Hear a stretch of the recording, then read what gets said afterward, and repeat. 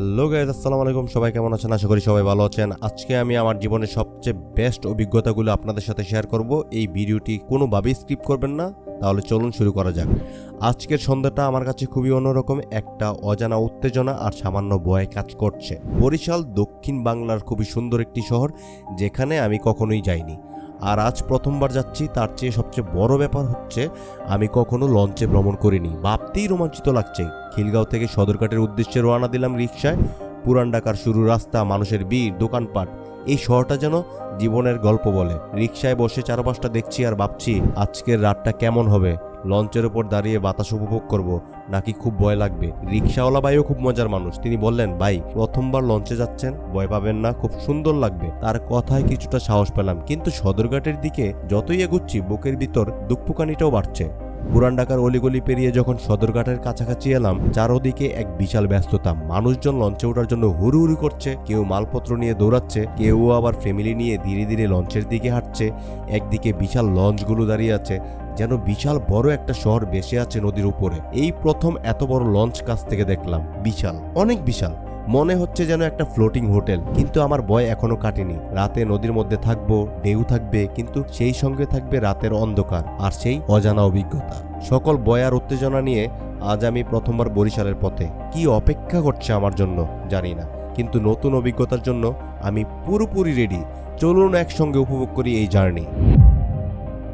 ছোটবেলায় একটা কবিতা পড়তাম, নাদের আলী আমি আর কত বড় হব। আনফরচুনেটলি নাদের আলী আমাদের সাকিব ভাই, নাদের আলী কিন্তু বড় হয়ে গেছে, কিন্তু নাদের আলী এখনো বিয়ে করেনি। আনফরচুনেটলি নাদের আলী এখন ভাই অনেক বড়, কিন্তু ভাই এখনো বিয়ে হয় নাই। আনফরচুনেটলি বরিশাল আমরা দেখতেছি যে আমরা হচ্ছে ভাবি খোঁজার জন্য যাইতেছি। স্পেশালি সাকিব ভাই, হি ইজ ভেরি প্রিপেয়ার্ড। চারপাশে আলো ঝলমলে। সদরঘাটের এই ব্যস্ততা যেন আর একটা ভিন্ন জগৎ। মানুষের কোলাহল, একটার পর একটা লঞ্চ ছেড়ে যাচ্ছে, আর আমরা দাঁড়িয়ে আছি আমাদের বিশাল কীর্তনখোলা দুই লঞ্চের সামনে। আমরা 14-15 জন ভাই ব্রাদার মিলে বরিশালের উদ্দেশ্যে আজকে রাতের যাত্রা শুরু করছি। এই লঞ্চটা বিশাল।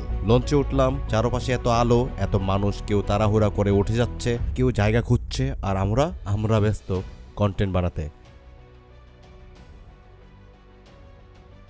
যাই হোক, সবাই এখন ডেকে বসছি। গরম গরম চা, বাতাসে নদীর শীতল পরশ, আর দুলতে থাকা এই বিশাল জলযান। মনে হচ্ছে শহরটাকে পিছনে ফেলে নতুন এক দুনিয়ায় পা রাখছি। ভিআইপি কেবিন কিন্তু রাজকীয় ব্যাপার। আরামদায়ক বিছানা, বিশাল জানালা দিয়ে বাইরের নদী দেখা যায়। ভাই, এই রাতটা একদম মিস করতে চাই না। যদিও 8:30টায় লঞ্চ ছাড়ার কথা ছিল, 9টা বেজে গেছে, এখনো ছাড়েনি। যাই হোক, ধীরে ধীরে লঞ্চ ছাড়ছে। ঢাকার আলো পিছনে হারিয়ে যাচ্ছে, নদীর গভীর অন্ধকারের দিকে এগিয়ে চলছি আমরা। এই রাত, এই নদী, এই যাত্রা, সবকিছু একদম স্বপ্নের মতো। বরিশাল, অপেক্ষা করো, আমরা আসছি। VIP cabin, VIP two cabin. আসুন আমরা সামনে যাই, ভিআইপি টু কেবিনে যাই, দেখাই যে এখানে কি রঙ্গমঞ্চ হচ্ছে। আসো সবাই আমরা দেখি।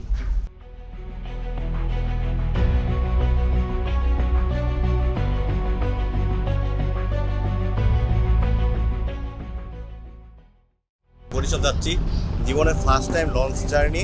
কখনো এর আগে আমি লঞ্চ জার্নি করি নাই। সবচেয়ে বড় কথা হচ্ছে শহরের কোলাহলমুক্ত এলাকা ছেড়ে, মানে একদম এখন কি আমরা নদীর মাঝখানে আছি।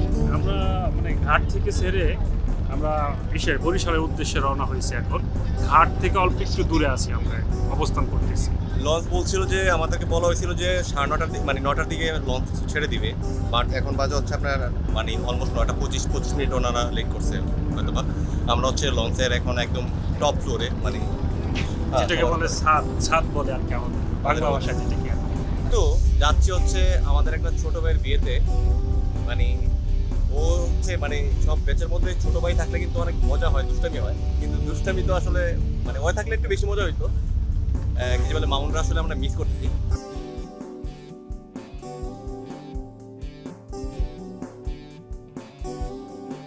লিমন ভাই, আমরা তো মানে এটা হচ্ছে আমাদের লঞ্চের ফার্স্ট জার্নি। আমরা কখনো যাইনি বরিশালে। আমার কিন্তু ফার্স্ট না। বরিশালের ভাষায় মানে বরিশালের ভাষা তো আসলে একটা মানে সুন্দর, শ্রুতিমধুর। আপনি আমাদেরকে একটা ওয়েলকাম করেন।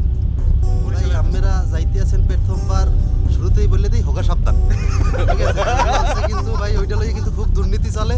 ঠিক আছে, কোন সময় ওইটা দেখবেন লাল হয়ে গেছে, হ্যাঁ কিন্তু ভাই মানে এবার বেকায়দায় পড়লে আমাকে কিছু কইতে পারবেন না। আগেই বলে দিলাম, ওয়েলকাম টু বরিশাল ভাই, কিন্তু হোগা সাবধান।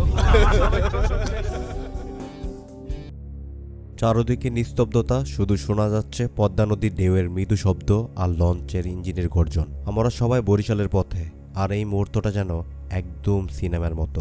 শীতের রাত, ঠান্ডা বাতাস গায়ে লাগছে, কিন্তু আমাদের আড্ডা যেন এই ঠান্ডাকে পাত্তাই দিচ্ছে না। এক একজন এক এক গল্প শুরু করেছে, পুরনো স্মৃতি রোমন্থন করছে, আর হঠাৎ করেই কেউ গান ধরছে। এই মুহূর্তগুলোই জীবনের আসল সুখ। টাকা পয়সা, কাজের চাপ, শহরের কোলাহল সব ভুলে গেছি এই পদ্মার মাঝখানে, এই লঞ্চের ছাদে বসে। এই বিশাল পদ্মা কত শত বছর ধরে এভাবেই বয়ে চলেছে, মনে হয় আমাদের জীবনের গল্পের মতোই। কখনো শান্ত, কখনো উত্তাল, কিন্তু থেমে নেই। আমরা লঞ্চের ছাদ থেকে তাকিয়ে দেখছি চারপাশে শুধু জল আর আকাশ। এই অনুভূতি বলে বোঝানো যায় না, এটা শুধু অনুভব করা যায়। রাত যত গভীর হচ্ছে, আড্ডা ততই জমে উঠছে। হঠাৎ কেউ বলে উঠল, ভাই ভূত আসলে কি করবি? আর অমনি সবাই শুরু করলো ভয় দেখানোর গল্প। কিন্তু আসলে যদি পদ্মার মাঝখানে কিছু দেখে ফেলি। এভাবেই হাসতে হাসতে গল্প করতে করতে সময় যাচ্ছে। সামনে বরিশাল, আর পেছনে রেখে যাচ্ছি ঢাকার ব্যস্ততা। আমাদের এই রাত, আমাদের এই পদ্মা যাত্রা সারা জীবন মনে থাকবে। বোর হতে বেশি দেরি নেই, বরিশাল আর বেশি দূরে নয়। তবে পদ্মা শুধুমাত্র একটি নদী নয়, এটি বাংলাদেশের ইতিহাস ও ঐতিহ্যের এক অবিচ্ছেদ্য অংশ। যুগে যুগে এই নদী যেমন সভ্যতা গড়ে তুলেছে, তেমনি ভয়াবহ ভাঙনের ফলে মানুষের জীবন বিপন্ন করেছে। পদ্মা সেতুর মাধ্যমে বাংলাদেশ এক নতুন যুগে প্রবেশ করেছে, যা আমাদের অর্থনীতিকে আরো গতিশীল করবে। তবে নদী সংরক্ষণ ও যথাযথ ব্যবস্থাপনার মাধ্যমে আমরা পদ্মাকে দেশের উন্নয়নের প্রধান হাতিয়ার হিসেবে কাজে লাগাতে পারি। পদ্মা আমাদের গর্ব, আমাদের শক্তি।